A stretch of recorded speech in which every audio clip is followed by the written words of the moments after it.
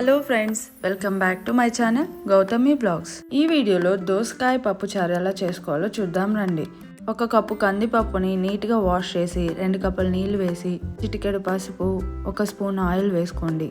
ఇప్పుడు కుక్కర్ మూత పెట్టి స్టవ్ మీద పెట్టి 4 విజిల్స్ వచ్చేంత వరకు ఉడికించుకోండి.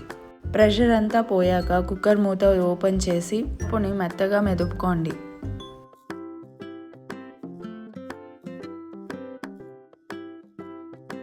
ఇప్పుడు ఇందులోనే 1 స్పూన్ కారం, కొంచెం చింతపండు రసం వేసి అంతా ఒకసారి కలుపుకోండి. ఇందులోనే 1 స్పూన్ ఉప్పు వేసుకొని కలుపుకొని పక్కన పెట్టుకోండి. దీన్ని మెడ్రాస్ కుకుంబర్ అంటారు. చాలా హెల్త్ బెనిఫిట్స్ ఉన్నాయి. దీన్ని తీసుకోవడం వల్ల హైడ్రేటెడ్గా ఉంటాము. విటమిన్స్, మినరల్స్, ఫైబర్ ఎక్కువ ఉంటుంది. స్కిన్ పీల్ చేసుకొని నీట్గా వాష్ చేసుకొని ముక్కలుగా కట్ చేసి పక్కన పెట్టుకోవాలి. నేనైతే సీడ్స్ కూడా వేసుకుంటున్నాను. మీకు నచ్చినట్లయితే సీడ్స్ పక్కన పడేయచ్చు. స్టవ్ మీద ఒక గిన్నె పెట్టుకొని 4 టేబుల్ స్పూన్ల ఆయిల్ వేసుకోవాలి. ఇప్పుడు పోపు వేసుకుందాం. 1 స్పూన్ జీరా, 1 స్పూన్ ఆవాలు, 1 స్పూన్ మినపప్పు, 3 ఎండుమిర్చి, దంచుకున్న ఒక 5 వెల్లిపాయ ముక్కలు, 4 పచ్చిమిర్చి ముక్కలు వేసుకొని అంతా ఒకసారి ఆయిల్లో ఫ్రై చేసుకోవాలి. ఇప్పుడు సన్నగా కట్ చేసుకున్న ఒక ఉల్లిపాయ ముక్కని వేసుకొని ఆయిల్లో ఫ్రై చేసుకోండి. కొద్దిగా కరివేపాకును కూడా వేసి ఆయిల్లో ఫ్రై చేసుకోండి. ఇప్పుడు సన్నగా కట్ చేసుకున్న 2 టమాటాలని వేసుకొని ఆయిల్లో ఫ్రై చేసుకోండి. టమాటా ఒక 60% కుక్ అవ్వాలి. టమాటా తొందరగా ఫ్రై అవ్వాలి అంటే కొద్దిగా ఉప్పు, పసుపు వేసుకొని ఆయిల్లో ఫ్రై చేసుకోవాలి. చిటికెడు పసుపు, 1 స్పూన్ ఉప్పు వేసుకొని అంతా ఆయిల్లో ఫ్రై చేసుకోండి.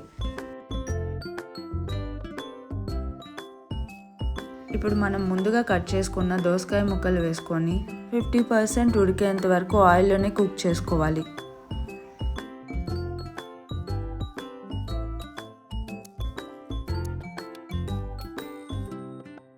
ఇప్పుడు మూత పెట్టి ఒక 10 నిమిషాలు ఉడికించుకోండి. ఈ దోసకాయలో వాటర్ కంటెంట్ ఎక్కువ ఉంటుంది. చూడండి, దోసకాయ ముక్కల్లో నుంచి వాటర్ వచ్చింది.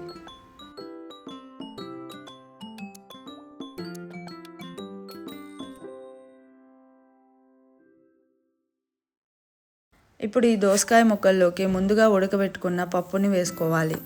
మనం పప్పుచారు చేస్తున్నాం కాబట్టి వాటర్ ఎక్కువ యాడ్ చేసుకోవాలి. ఇప్పుడు అంతా ఒకసారి కలుపుకొని ఉప్పు చెక్ చేసుకొని తగినంత ఉప్పు వేసుకోండి. పప్పుచారు మరుగుతున్నప్పుడు సన్నగా కట్ చేసుకున్న కొత్తిమీరను వేసుకోండి. దోసకాయ ముక్కలు ఇంకా ఉడకలేదు. మనం ఇంకో 20 నిమిషాలు ఉడికించుకోవాలి. 20 నిమిషాలు ఉడికిన తర్వాత పప్పుచారు రెడీ. టేస్ట్ అయితే సూపర్గా ఉంటుంది. తప్పకుండా ట్రై చేయండి.